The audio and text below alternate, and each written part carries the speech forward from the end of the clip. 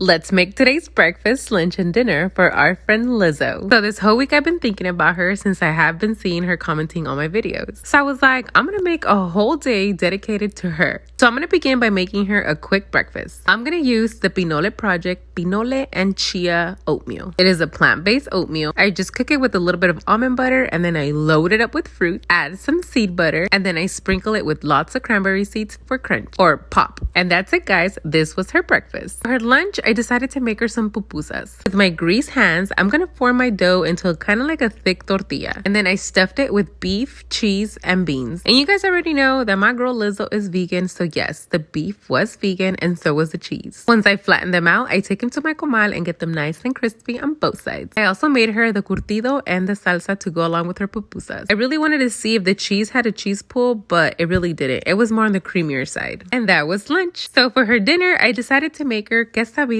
tacos. I coat my tortillas in a little bit of oil and then I add some cheese first so it can get nice and melted. I'm gonna use a creamy cheese and a Mexican blend cheese. I let my cheese get nice and melted first because it does take a little bit longer than regular cheese to melt. And then I add the birria. Close them up, make sure they get nice and crispy on both sides. And if you need to add more oil to your tortillas so they can get crispier, then do so. Or if it needs more oil, add more oil. Gosh, Karens. And this is what it looks like from the inside. I'm gonna plate mine with a buttery lime cilantro rice and of course a side of consomme. Add some onion and cilantro so her breath can be nice and stinky. And yes, she is invited to the burning butthole party. So we're gonna add some chili oil to her tacos. She's also getting a chile toreado on the side. And of course, you can't forget that lemon. And there you have it, guys. This was me pretending to be Lizzo's personal chef for a whole day. And this is what I came up with for breakfast, lunch, and dinner. Hope she likes this recipe. Bye!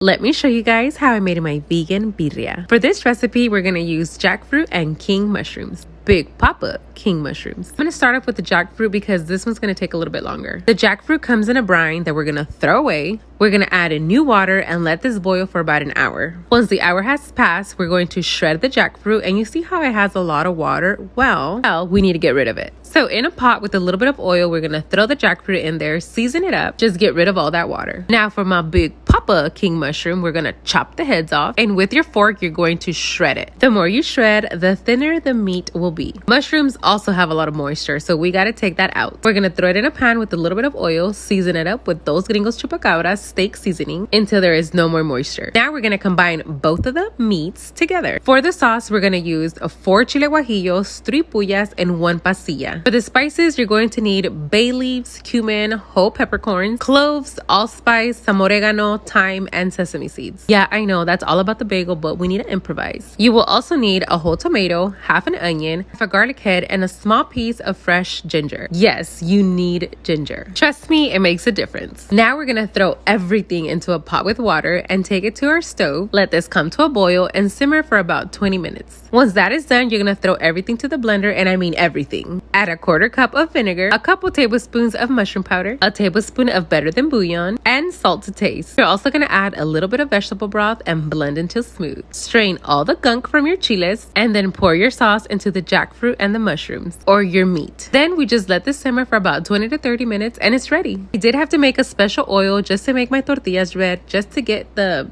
quesabirria vibes. Then I added my vegan cheese to my tortillas, let them melt for a bit because it does take a little bit longer to melt. Add the birria, close them up, make sure they get nice and crispy on both sides. And if you need to add more oil to get them more crispy, then just add more oil. And this is what it looks like from the inside. And that's it, guys. I'm just gonna serve mine with the buttery cilantro lime rice, a little bit of consomme, hook them up with some onion and cilantro, you know, so the breath can be nice and stinky. We add a chile toreado and some chili oil because buttholes are gonna be burning tonight. And there you have it, guys. Now, if you guys decide to make this birria, please tag me. My son loved it. My plumbers loved it. Everyone did. Hope you like this recipe. Bye.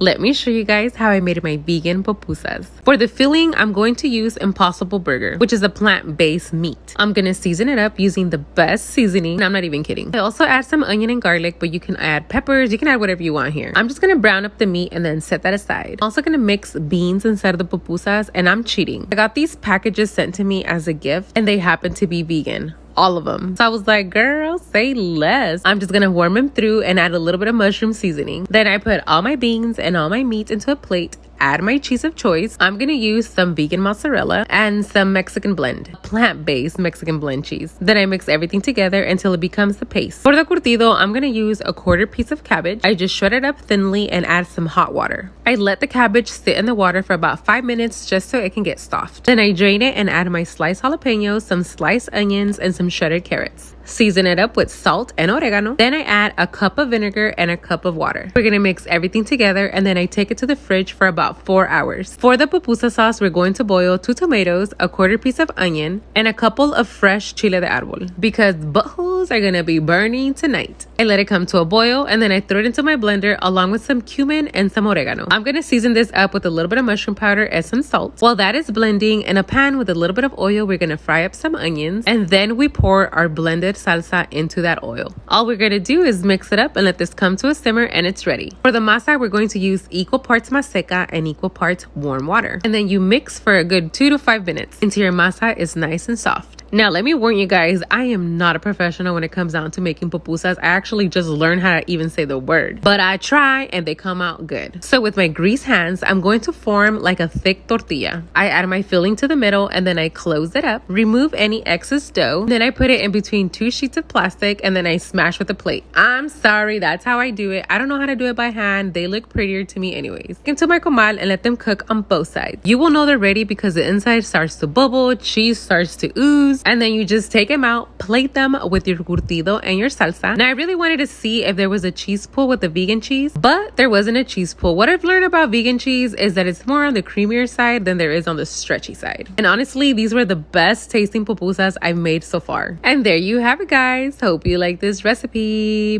Bye.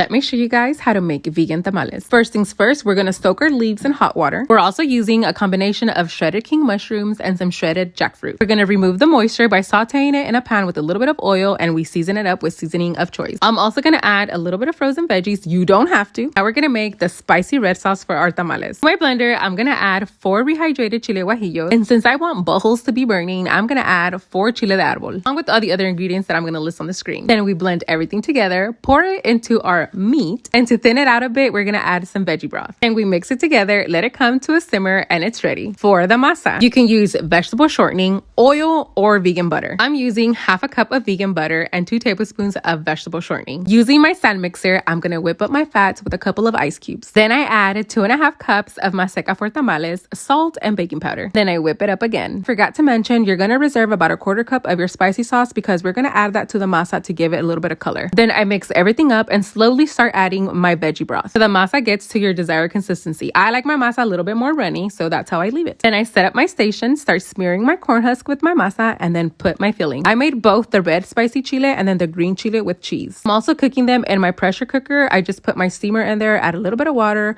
These took a little bit longer than 20 minutes. They took about 40 minutes. Once they come out, they are piping hot. So the masa may look a little bit on the soft side, but as long as it doesn't stick to your corn husk, then your tamal is ready. I didn't show you guys the green ones because my sisters ate them, but this is what the red ones look like. Hope you like this recipe. Bye.